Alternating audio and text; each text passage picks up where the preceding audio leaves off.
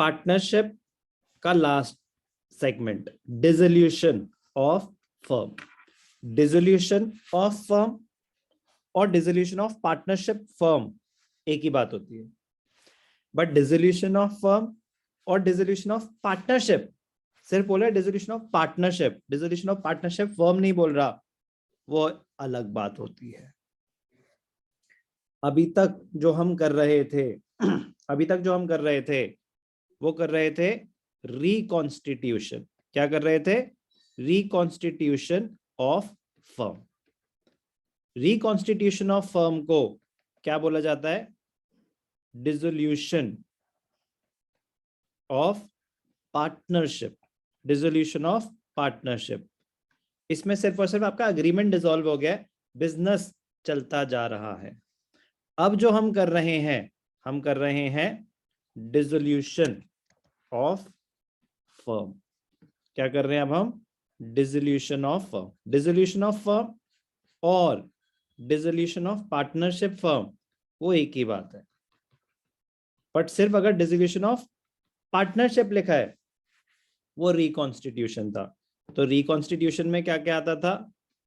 Change in profit sharing ratio, admission of a partner, retirement of a partner and death of a partner. ये सब क्या थे? Reconstitution, also known as dissolution of partnership, वो था reconstitution of firm. अब हम पढ़ रहे हैं डिसोल्यूशन ऑफ फर्म। तो क्या पुरानी चीजें काम आएंगी?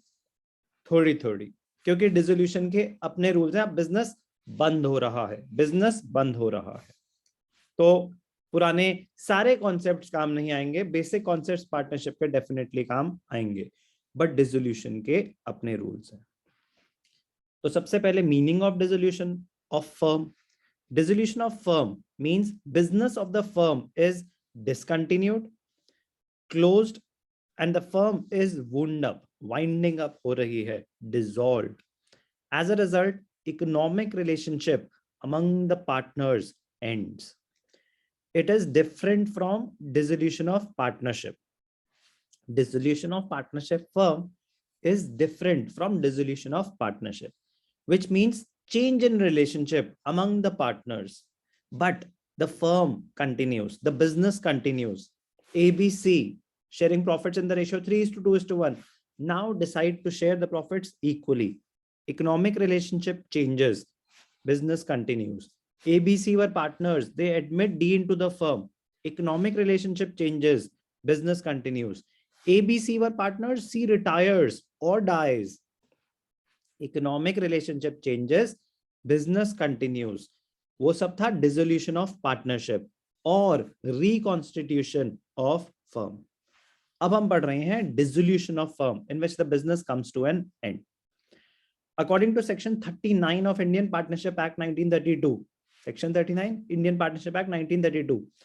Dissolution of the firm means dissolution of partnership among all the partners in the firm. Reconstitution में क्या रहा था? Admission में dissolution of partnership, agreement, firm continues.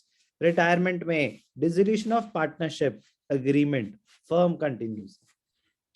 यहाँ पे dissolution of partnership among all the partners, अब हम में से कोई भी काम नहीं करेगा, that is dissolution of firm. In such an event all the assets of the firm are realised. सारे एसेट्स को बेच दिया जाएगा, जो पैसे आएंगे उससे हम क्या करेंगे? लायबिलिटीज को पे ऑफ करेंगे. द बैलेंस, उसके बाद अगर कि आपके एसेट बेच के आपके पास जो भी कैश इन हैंड था, सारी लायबिलिटीज पे ऑफ कर दी, जो बच गया करे बांट लो, पार्टनर्स में बढ़ जाएगा. It will be paid to the partners in settlement of their accounts. If there is any shortfall in meeting outside liabilities, it is met by the partners from their private assets. Liabilities पे करनी थी, assets बेच दिए थे, कोई अगर shortfall, liabilities थे मेरी 50 लाख की और मेरे पास एसेट सिर्फ 40 लाख के थे, तो शॉर्टफॉल आएगा ही आएगा. तो वो पैसे कहां से मीट होंगे? कह रहे वो पार्टनर्स को देने पड़ेंगे. पॉइंट. डिसोल्यूशन का मीनिंग क्या है? Dissolution of firm, business comes to an end. dissolution of partnership agreement among all the partners, business will not continue.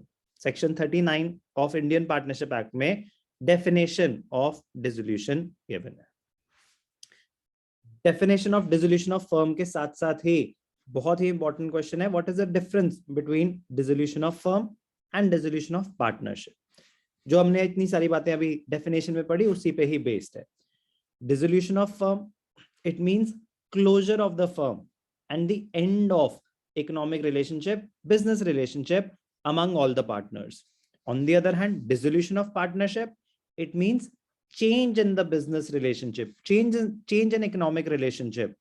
The firm continues its business. Court's intervention, क्या court intervene कर सकता है dissolution के time? The dissolution of firm may be voluntarily, it अपनी मर्जी से भी dissolve कर सकता है. Firm कोर्ट भी इंटरवीन कर सकती है. Dissolution of firm, it can be either voluntarily by the partners अपनी मर्जी से, और compulsorily by the order of court. आएंगे अभी केसेस कब कोर्ट आपकी फर्म को डिसॉल्व किया कर सकता है. Dissolution of partnership, it is always voluntary.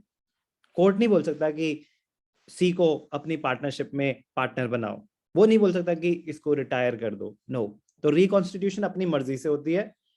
Dissolution can be through intervention of court as well, मर्जी से भी हो सकती है. बिजनेस कंटिन्यूशन, क्या बिजनेस कंटिन्यू करता है डिसोल्यूशन ऑफ फर्म के बाद? No, business comes to an end. Dissolution of partnership, business of the firm continues. Closure of the books of account, क्या हमें बुक्स को क्लोज करना पड़ता है डिसोल्यूशन ऑफ फर्म के time? Yes, books of accounts are close. सारे ledger accounts close कर दिए जाएंगे, सारे एसेट्स बेच दिए जाएंगे, सारी लाइबिलिटीज पे ऑफ कर देंगे, बुक्स क्लोज कर देंगे.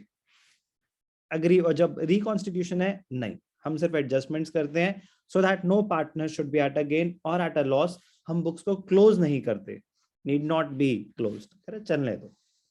एसेट्स एंड लाइबिलिटीज, रिकॉन्स्टिट्यूशन के टाइम उनको रीवैल्यू किया जाता था. Assets were revalued, liabilities were reassessed, और जो प्रॉफिट और लॉस होता था वो ओल्ड प्रॉफिट शेयरिंग रेशियो में डिस्ट्रीब्यूट हो जाता था.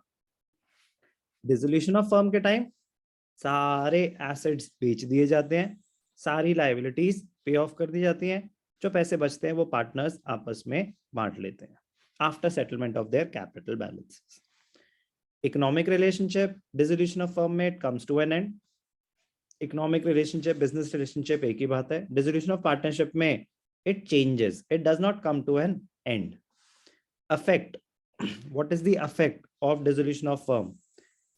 Dissolution of firm, जब फर्म डिसॉल्व हो रही है तो पार्टनरशिप तो डिसॉल्व हो ही रही है, लेकिन जब पार्टनरशिप सिर्फ डिसॉल्व हुई थी तो जरूरी नहीं है कि आपकी फर्म भी डिसॉल्व हो. जब डिसोल्यूशन ऑफ फर्म है तो पार्टनरशिप अग्रीमेंट तो डिसॉल्व होगा ही होगा, लेकिन अगर सिर्फ रिकॉन्स्टिट्यूशन हुई है तो डिसोल्यूशन ऑफ पार्टनरशिप एग्रीमेंट हुआ है तो जरूरी नहीं है कि डिसोल्यूशन ऑफ फर्म भी होगा. इंपॉर्टेंट है meaning of dissolution of firm given in section 39 of Indian partnership act 1932, और इंपॉर्टेंट है difference between dissolution of firm and dissolution of partnership. Dissolution of partnership और कुछ नहीं, आपका रिकॉन्स्टिट्यूशन था. रिकॉन्स्टिट्यूशन इंपॉर्टेंट है. थ्योरी क्वेश्चन इस पे बोर्ड में आते हैं.